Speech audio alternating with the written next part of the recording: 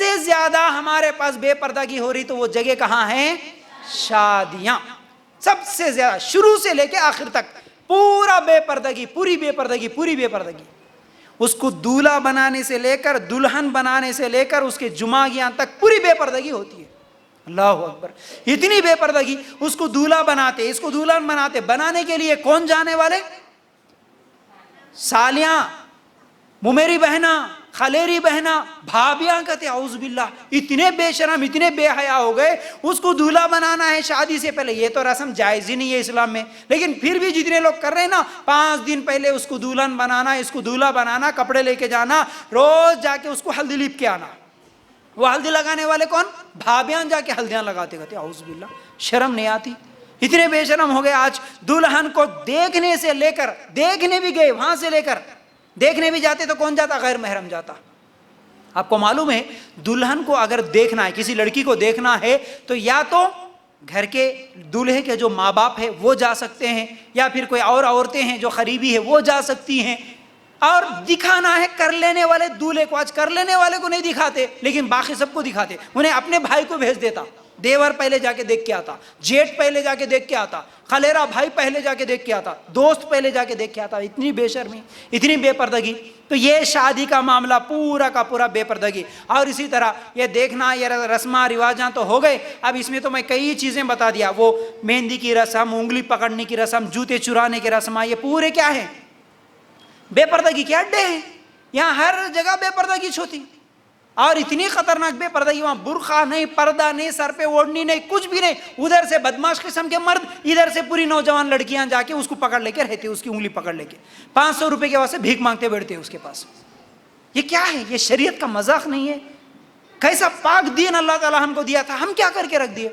अच्छा, और सबसे बड़े खतरनाक चीज ये है कि शादियों में वीडियो, पूरी बेपर्दगी कहीं पर नजर आती बोले तो वीडियो में।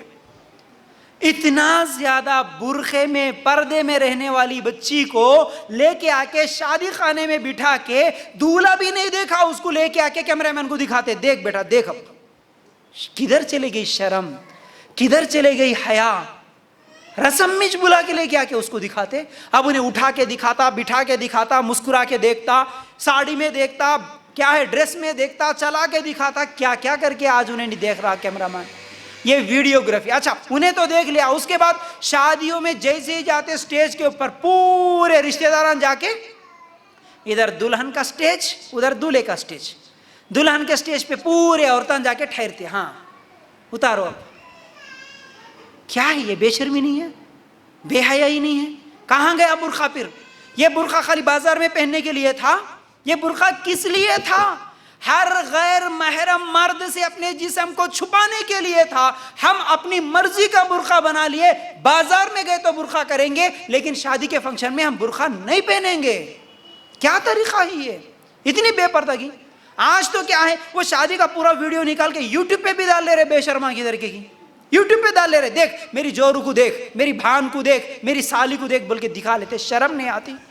अपने नौजवान लड़कियों को वहां पर लेके जाके। अच्छा, कुछ दिन पहले अल्हम्दुलिल्लाह कश्मीर से एक लड़की कॉल करी और बोलती हैं कि देखो भाई, मैं जिस तरह करना है वो भी अपने बुरखे का तरीका बता दी। उसके बाद बोलती है कि जितनी मुसलमान औरतों को मैं देखती हूँ जो कि बाहर निकलती है तो नकाब करती हैं, चेहरा छुपाती हैं, बाल छुपाती है, बुरखा पहन के जाती है, लेकिन वही मेरी रिश्तेदार जब जाते हैं शादियों में, जैसे ही फंक्शन हॉल में गए पूरा बुरखा उतार दे के बैठ जाती हैं। ना खाते वक्त बुरखा होता, ना स्टेज पे जाते वक्त बुरखा होता, ना उसके घर में बुरखा होता। वहां पर तो गैर महरम मर्द भी आ जाते हैं, वीडियो वाला भी आ जाता है, वो बरतने वाले वेटर भी आ जाते हैं, किसी के सामने बुरखा नहीं है। ये सही तरीका है क्या? मुझे बताइए बोल के वो औरत मुझे कॉल करी। अब आप खुद सोचो, क्या ये तरीका सही है? अब मुझे अलग से बोलने की जरूरत नहीं, आप खुद सोचिए ना। ये बुरखा था गैर महरमों से छुपाने के लिए। जो वेटर आता ना तुम्हारे पास बिरयानी के मुश्काब लेके, ये तुम्हारा भाई है, तुम्हारा बाप है, तुम्हारा बेटा है, इसके साथ क्या पर्दा नहीं होता? वीडियोग्राफर जो आता वो तुम्हारा महरम मर्द है क्या?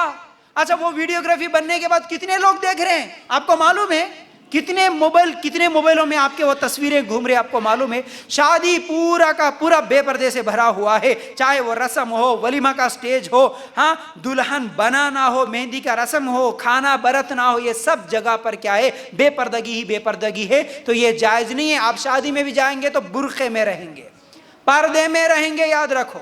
अपनी बच्चियों को बुर्खा उतार के वहां पर शादी के स्टेज पे जाके दुल्हन के साथ फोटो ले, बेटा दुल्हन के साथ फोटो ले, क्या है ये? बेपर्दगी नहीं है? वो फोटो कितने लोगों के पास घूम रहा मालूम है आपको? ये जायज नहीं है। फिर इसी तरह दूसरा, हमारे पास क्या क्या चीजें होती, कहाँ हो रही बेपर्दगी? कॉलेजेस में और स्कूल्स में और जॉब करते सो जगह। यहाँ पर क्या है, नहीं भाई हमारी बच्ची कॉलेज को जा रही है, ठीक है, खाली रास्ते में बुर्खा पहन के जाती, उसके बाद कॉलेज जाके निकाल देती। हाँ, पढ़ने का है हमारे को क्या है, एग्जाम में नहीं आने देते। अभी जो मसला चल रहा ना, याद रखो, आपका पर्दा, आपका बुर्खा ऐसी तालीम से 1000 गुना बेहतर है। जो तालीम तुम्हें शरीयत से दूर करती हो, अल्लाह के कानून से, अल्लाह के हुक्म से दूर करती हो, इससे हजारों गुना दर्जे तुम्हारे पैर के जूती के बराबर नहीं होती वो तालीम जो तुम्हें पर्दे में इज्जत मिलती है उसके मुकाबले में। याद रखो, हर चीज को ठुकरा दे सकती है आप पर्दे के लिए, अल्लाह के हुक्म के लिए।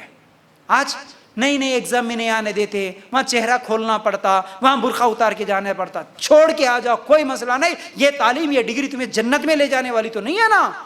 क्यों फिर ये चंद दिनों के दुनिया के लिए, एग्जाम के लिए आप अल्लाह के कानून को ठुकरा के जाते, वहां पर हमेशा की जहन्नमी बन जाते वहां पर जाकर। तो याद रखो, ये स्कूल और कॉलेज में बालिग लड़की को उसका पढ़ाने वाला टीचर नहीं देख सकता। पढ़ाने वाला टीचर, चाहे वो लेक्चरर हो या प्रिंसिपल हो, जो भी हो, बालिग लड़की का चेहरा, उसका जिस्म नहीं देख सकता। ये जायज नहीं है। फिर